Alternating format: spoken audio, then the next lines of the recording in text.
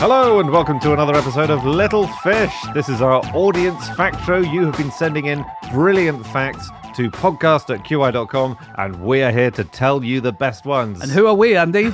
Oh yeah, I'm Andrew Hunter-Murray and these are my friends Dan Shriver and James Harkin. Good to be here, Andy. James? Oh yeah, I love it. Let's crack on. Who's got a fact? I've got one. Yep. This is from Mary Kuna. I think maybe from Colorado, because she said, here's a fact from Colorado. When Denver smells like manure, it's about to snow. Ooh. When Denver smells like... What a great riddle. When Denver smells like manure, it's about to snow. That feels like the old, if you can see the hills, that means it's about to rain. And if you can't see the hills, it is raining. That's what we say in Bolton. Yeah. Is it because the area is going very dry... because it's getting so cold that the smell can travel to your nostrils quicker? Not quite. What it Good is. theory, though. Good attempt. Nice one, Professor. Are there no points for trying on this show? I thought it was a very good effort, Dan. I don't mind saying so. It's because Denver's in kind of a bowl and lots of cattle live there. And you get this thing called the upslope effect, where air pushes up against the mountains and goes up to the top of the mountains. And then when it gets to the top, it condenses and you get rain or snow. So it is one of these things where actually people think they say, oh, if it smells like manure, it's going to snow, but it actually is true. So the air gets sort of pulled off the land, the cowy, manure-y land. Yes, that's up right. the mountain, then turns into snow. Precisely correct. Does the snow taste like feces? Don't eat brown snow. That's what they say in Denver. Yeah. There you go. Would you like one more fact about Denver? Yeah. Much of the tap water in Denver comes from a place called Gross Reservoir. It might be, don't write in if you're from there, because it might be that it's pronounced Gross. I'm not sure, because it's named after former chief engineer of Denver Water, Dwight D. Gross. Right. Nice. Gross. Yeah, it could gross. be. Yeah. Yeah. Potato. What a great Denver nugget. Lovely. And if you can smell those Denver Nuggets, it's about to snow. It's the name of their basketball team as well, the Denver Nuggets. Oh. Is it? It is, yeah. Very good. That was a good one, yeah. It went right over my head. Is that a basketball joke? It went right over my head? Well, that one also went over my head. 3 points. I don't understand basketball either. Yeah. Let's do a fact. This one comes from Camille Jordan, sister of Michael Jordan, of course, from the Chicago Bulls. No, Camille Jordan is from Olten in Switzerland, and this is a fantastic fact. Technically, Camille says, the first flag on the moon was the Swiss flag. Yeah. Wow. So, we all... I'm not sure that is true. Well, let's let Camille show her workings. Can I just say, I think we might have done this on QI where everyone thinks it's the American flag, but the Russians sent a probe up, it crashed, and there was a Soviet flag on there. So we always thought it was Soviet, but what's the Swiss thing? You've absolutely kiboshed her reasoning here, if that's the case. But so let's say when the Americans landed on the moon, before they put up the American flag, they sort of accidentally put up another flag. No. Physicists from the University of Bern designed an experiment to be performed during the first moon expedition, a solar sail to capture solar wind particles. For the best result, the sail needed to stay up as long as possible, which is why it was set up even before the US flag. The equipment had a little Swiss cross on it, which, depending on your definition of a flag, makes the Swiss flag the first flag to be placed on the surface of the moon. Yeah, absolutely. Camille says that there's a short documentary that everyone can watch on YouTube called Burn on the Moon, which shows this story and shows how it is. So if anyone's interested to look into that more, you can check that out there. Interestingly, there was another flag that was taken to the moon, not just the American, not just the Swiss flag. Or the Soviets.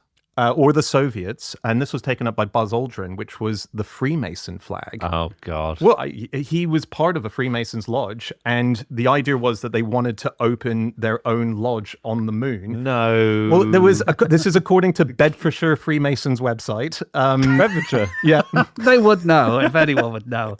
Probably they won't tell it to any of the other Freemasons, but just the Bedfordshire branch, they're the ones who really know what's going on. Here's what they say on their website. They say, so two American astronauts landed on the moon in the Sea of Tranquility. One of these brave men was Brother Edwin Eugene Aldrin Jr., a member of the Clear Lake Lodge number 1417 in Texas. Brother Buzz was authorized by the Grand Master of Texas to claim Masonic territorial jurisdiction for a Grand Lodge of Texas on the moon. No, I've just sorry, I'm just thinking back because you know the footage of them getting off. Oh, yeah. Yeah. Buzz has his trouser leg rolled up, doesn't he? He does, On yeah. his space Does, suit. and he's got that big wizard wand as well. It's not a wand, Dan. It's just a piece of wood that you do spells with. Yeah, so it got permission, and the idea was because there was a lot of belief from the Masons. from the not Masons, not from NASA. No. Well, because he snuck was a on. Catholic. He snuck on, yeah. He was doing lots of stuff, wasn't he? Yeah, he did lots of. It's amazing he had time to ritual. do any science on the moon. I know. It seems to be mostly like a tourist thing for Buzz. Yeah, Wow. the thought was because apparently people were projecting that by the year 2000 there would be permanent lunar bases on the moon that would allow you to get there as quickly from Earth to the moon as you would fly a plane from San Francisco to Boston, and it would be a stopping point between your trip to Mars or the rings of Saturn. Therefore, it made sense for them to open a special lodge for them to have ready for them for that time. Absolutely. Yeah. Yeah. So there we go. Good. Andy, give us a fact. All right. This is a fact from Alex Wilson, and it's about regret. Okay? Okay. In 2009, Lily Allen was asked to do a gig. She was asked to do a gig online, right? But not as herself. She was asked to do a sort of streaming gig. Do you remember the video game Second Life? Yes. Yeah. People had avatars and they had jobs inside Second Life. There was a whole Second Life economy. Like it was a Yeah, really big yeah. thing for a long time. Comedians like Jimmy Carr were doing live gigs. He'll play anywhere. So Lily Allen was asked to do a gig in Second Life, right? Yeah. And she was offered a fee not in pounds, right, but in a new sort of like fake currency that was sort of doing the rounds a bit. It was in Bitcoin. She was offered. She was offered Really? hundreds of thousands of Bitcoin, Ooh. which I think I found a source that said it was equivalent to like $600. Interestingly, she did regret it. She thought it was a Dogecoin. You get that? Thought it No. was a dojo. No. It's like that's one of her big songs that from a her song? album. Really? That's Yeah, a yeah. really good joke that went Super good joke. right over our heads. That's going to be the name of this episode, isn't it? It's lovely when you hear it form in real time. No, didn't know that. That's a really good joke. Yeah, she finds it's Pussy Palace, and she thought it was a dojo. Oh, yes. Yes, on her new album. Yeah. Yeah. Got it. Yeah. Well, do you want to hear how much she was offered? So she says hundreds of thousands of Bitcoin, right? If Yeah. it was literally 200,000 Bitcoin, Yeah, I mean, which she turned down, that would be worth about 13 billion pounds today. Okay. I have found a source which said it was $600, and that with the value of Bitcoin as it was then, that would have been about 860,000 Bitcoin, which at today's value would be $56 billion, 50 times the net worth of the king, Okay. about the 20th richest person on the planet. Yeah. wow. Anyway, she said no to the gig. And instead, they brought this blues artist called Elon Musk, who came in. All right. Well, instead it's a new act night. Come on, Elon. It's I just find incredible. that, can you imagine that? I think you can't. I think you have to not imagine that. She's doing all right. She's doing great. But she's not Well, 50 I mean- times as wealthy as the king. Yeah. She's not doing great as the new album attests, but she's doing Yeah, fine. I'm She's doing sure she's in fine. a better place now. Oh, hopefully. definitely. Definitely. Well, she's the Lord Byron of the 21st century. Yeah, You're right. And would it have made her happy? No. No. Yeah, well, maybe.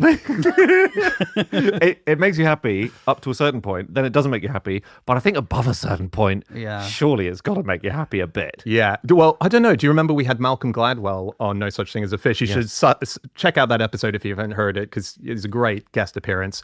He asked us a question, which was, which would you take if you were offered either, what was it, 10 million? £100,000, a million, 10 million, 100 million, Yeah. or 1,000 million. Yeah. A billion.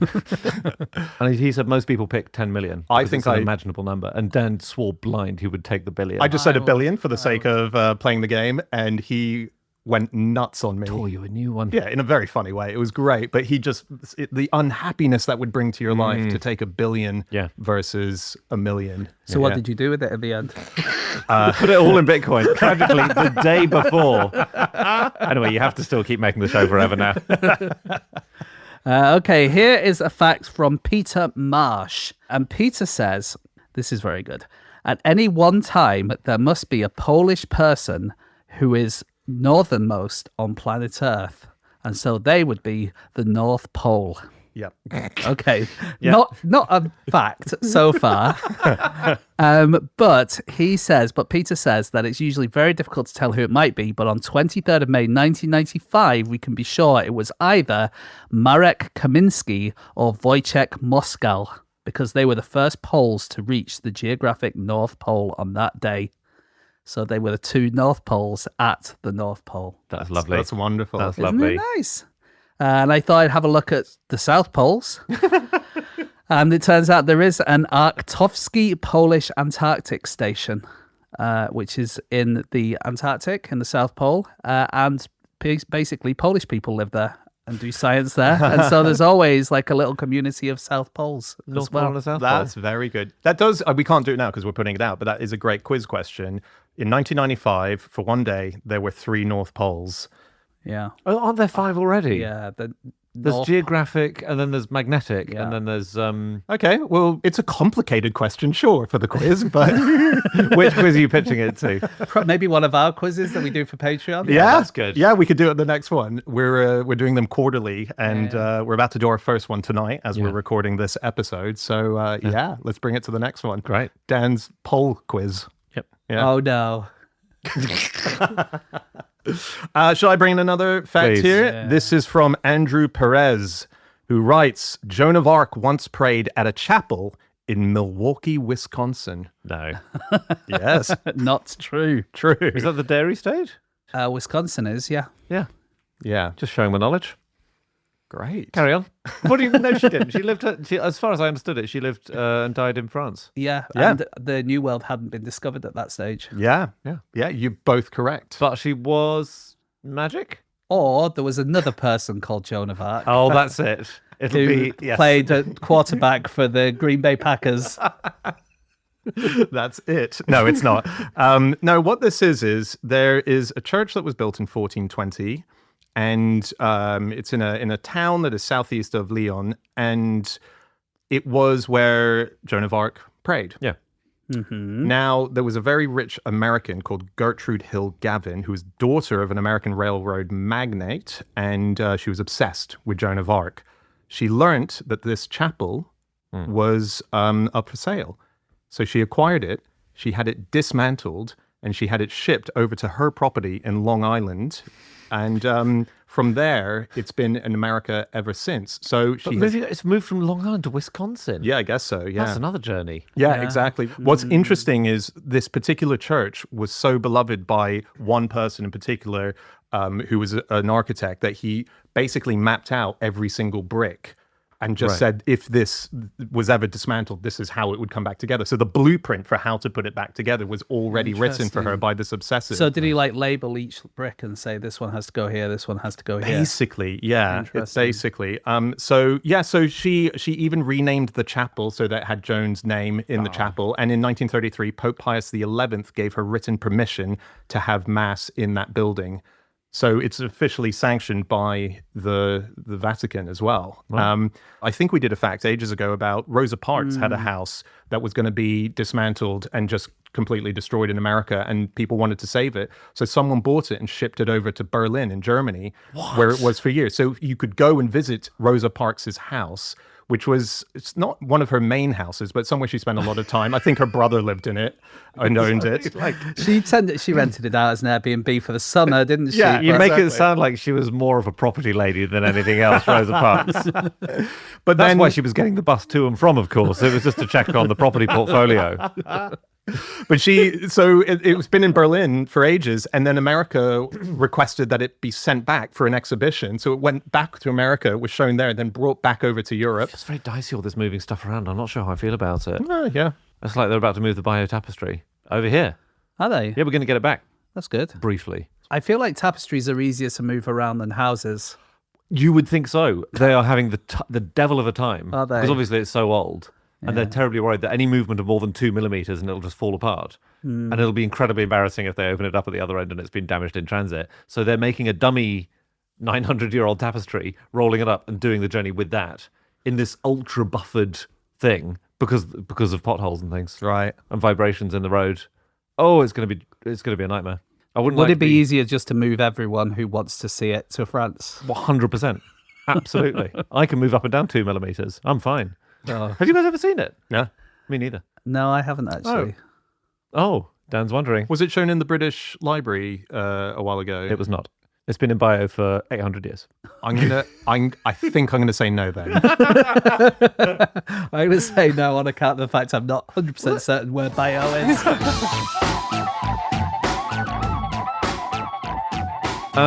Here's another fact. Yeah. From Morten Feiring. What a great name. Yeah. I suspect it might be Norwegian. Morten. Like Morten Hackett from Aha. Is Morten Hackett Norwegian? Yes. There we go. Well, Morten writes, the most famous traitor in Norwegian history was named Famous Traitor. Was that not... Is it Quisling? So it's a guy called Vidkun Quisling, who was the head of the puppet government in Norway in the Second World War after the Nazis invaded. And basically... For a very long time, I didn't know what puppet government meant.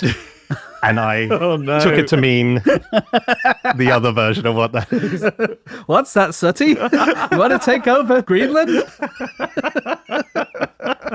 Oh, wow. Yeah. That's really funny. Yeah. Well, he was the head of that. And he was a, big old collaborator. Anyway, Quisling has become a byword for being a traitor. In English In as well. English and in Norwegian, and basically Vidkun, which is his first name, is a Norse name which means widely known. Oh. So Vidkun Quisling literally means famous traitor. Oh, And he is a famous traitor. That's good. He was the first Norwegian executed by the state in 75 years. We'll see. They didn't do it, but they did bring that out of retirement for him. Yes. Yeah, after the war. So bad news, we're going to execute you. Good news, you're going to be a very interesting fact. Yeah. He tried also. I did a bit more reading up on him. He tried to do the world's first ever radio coup d'etat. Interesting. Yeah. So you go in and you just do a radio broadcast saying, we control everything now. Well, quite often you would see a coup d'etat in, let's say, in Africa or something. Yeah. And the first thing you really see is the army, either side of the former president, saying, we're in charge now. Completely. So you can kind of see where they're coming from. Broadcast is absolutely essential. You've got to seize the means of communication. Yeah. I suppose the problem with radio is people can't see whether or not you're holding the president at gunpoint at that stage. Yes. You have to do very good Foley to make them believe what's happening. Yeah. Stamp. We're in charge. Yeah, you couldn't do that these days, of course, because there are too many podcasts. It's very hard to seize all the podcasts at the same time. Interesting. You could buy an inserted ad.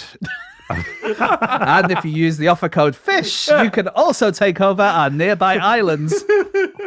Here's one from Kate Boyle. Kate says, botulism cures anal fissures. Oh, gosh. Okay. Botulism is bad. In large doses, it's very bad. Even in quite small doses, it's very bad. It's the most poisonous thing, basically. Is it related to Botox? It's so related that they're exactly the same thing. I understand. But you put minute amounts of botulism into your wrinkles, Right. and it paralyzes your skin and it removes the wrinkles. Yeah. But yeah, botulism is the most poisonous thing you can get. And because it stops muscle from spasming, it's used to help anal fissures, as well as migraines, excessive sweating, overactive bladders, and cerebral palsy. Gosh. Okay. It's pretty good. Useful stuff. 2023 study that I had in my files looked at the brain scans of people who had Botox and said that they have different brain activity than the rest of us when they look at happy and angry faces. And that's because when you see someone happy, you kind of mimic their face and it makes you feel more happy. But they can't mimic the faces because they have so much Botox in their heads. That's so... So it makes you less happy, or it makes you less It sad. makes you less sad. Yeah. Do poker players secretly get Botox? I would be surprised if they didn't. Because you're always looking for the tiniest little help in poker. Yeah, could you Botox away your tell if it's, say, like a little twitch in your eye or... Absolutely. How much of you are allowed to... Are you allowed to... Because they wear shades, don't they? Or sometimes. Many of them do, yeah. Are you allowed to wear like a mask? I Are you allowed to sit in a bin? Like just with a little eye hole cut out? You can play online. That's sitting in a bin. Yes. That's you've seen my home setup, I see. Cool. Yeah. That's wonderful. Yeah. Okay, I'll go on here. It's from Mark Vent, who I know. I know Mark Vent. He's a friend. you? Yeah. So he has written in saying, in Oxford, there's a building where the weather forecast could honestly read between minus 269 degrees and plus 150 million degrees. This is Cullum's fusion reactor, which produces plasma hotter than the sun. And it's right next to a machine that is colder than deep space. So, yeah. Is that useful for them to be next to each other? No, but it's probably a building that's dealing in... Could be. Oh, do you mean, do they need to be each you other to suck all the cancel heat out of one space, and that probably helps you get up towards your 150 million degrees in the other space. Could very well It's be. possible it could work that way. It's like how it's hot sometimes next to the fridge. Behind your fridge. Behind it's your very hot. fridge. It's warm behind your fridge, exactly. Yeah. So that's Yes. probably what this is. That's what they this probably is. didn't even mean to create the fusion reactor, but it was so bloody warm next to this bit. We should use this. This is just an unusable fridge that just went too far in its coldness Is and there a heat. position between those two places where it's just right? Oh. There must be a bit where you stand there and it's perfect, but you've got to keep rotating. Yes, like a rotisserie chicken. Yeah. Anyway, very cool. Very cool. cool. And What a very place. hot. Lovely. All right, those are your facts. But now let's have some of our facts, because what we're going to do now is everyone who has joined Club Fish, our members club at the friend of the podcast tier, gets one of our headline facts given to them in perpetuity to love and care for with a certificate. It's great fun. If you want to check it out, go to patreon.com/no such thing as a fish. You can see all the stuff we've got there, ad-free episodes, lots of bonus content, and friends of the podcast certificates. So let's dish out some facts now. Who wants to go first? I can do that. Yeah. This is a fact that now belongs to Dave Chronister. Dave, this is a fact from episode 25. Rats wearing polyester pants can't get erections. Very nice. Not if you're a rat. Yeah, bad. Is it polyester? Is it the polyester or is it the, like, as opposed to linen? I think this was, Because yeah. obviously a rat in linen, little linen trousers would be very sexy. It's silk. Oof. Oh. I think this was research that we got from Mary Roach. I think she wrote in a book of hers. She might well have done. Was it Bonk? I think it was Bonk, and I think she went and she visited. Yeah, it's a wonderful book. I mean, she's one of our favorite She visited writers. the rat tailor, didn't she? Yeah. Yeah. That's a great fact. Okay, here's another one. This is now under the custodianship of Tom Watsham. And Tom, this is your fact. During the First World War, entertainments for the troops included pillow fights, wheelbarrow races, and wrestling on the backs of mules. It does make it sound fun. It does. Andrew Hunter-Murray, you were the one who said this the first time round. Was I? Yeah. Well, I can remember every word of the fact itself because we've got a list of them in front of us. I don't remember the pillow fights. I have just finished today reading Journey's End, which is an absolutely classic play set in the First World War by someone who'd been through the First World War. Yeah. And there is not a pillow fight to be seen. I'll tell you that. He very much edited that out of his mise en scène. I'll dish one out. Yep. This one goes to Matthew Acorn. It's that the atmosphere in Venus is so hot that if you took a pizza out of the freezer there, it would cook in 3 seconds. No, you could do that in Oxford in that building. Take it out of the special minus 269 degree freezer. Yeah. Frisbee it across. By the time it lands, perfect. Perfect. Lovely. Yeah, that was my fact. I don't remember much about it.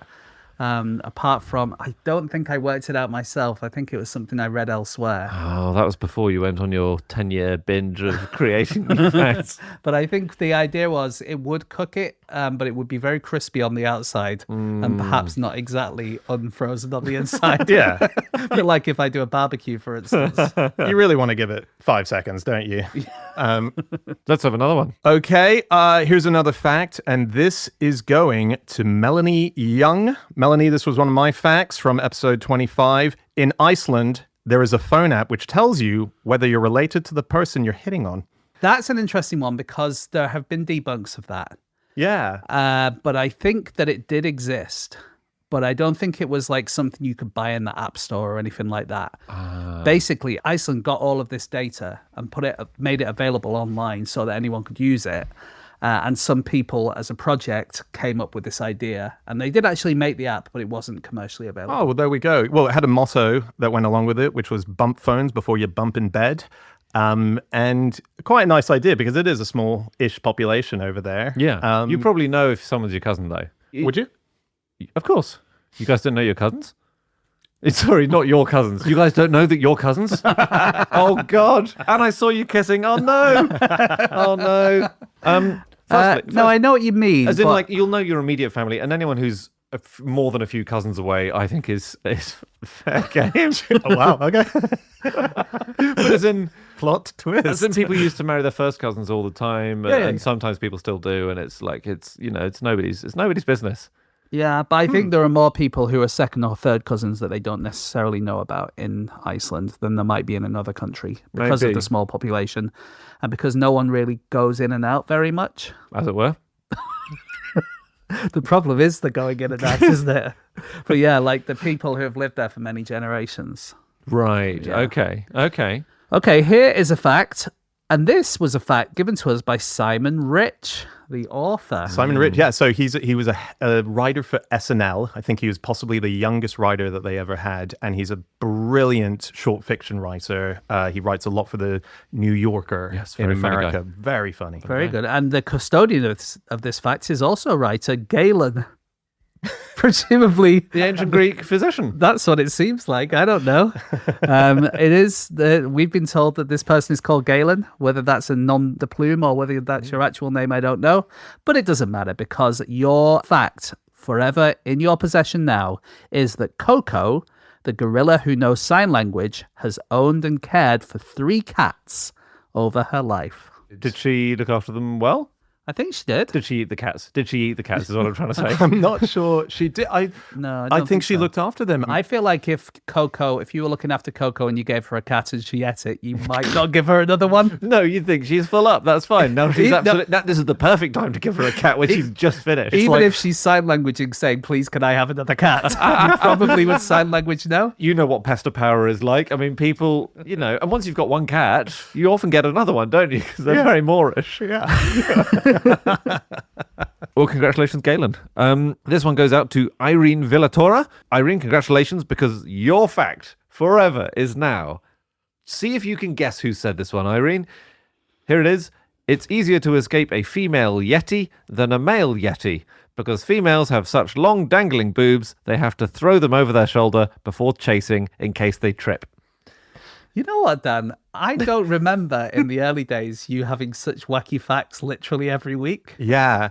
I thought that you mostly had straight ones. I think we were enjoying the playground of these in the early days. Yeah, no one was listening. It didn't matter. Yeah, and then the feedback started coming in, and we moved on. No, this is almost a sort of classic fact of the show in that it's been brought up in live shows and kind of occasionally makes a return. I made an interesting discovery recently, a sort of update on this, which is that it is, and I should say this is a fact with air quotes going around it. It is it is a fact within the world of people who believe in Yetis. Yeti people. So it's an interesting thing for them. That's a reality. It's a fact in their world.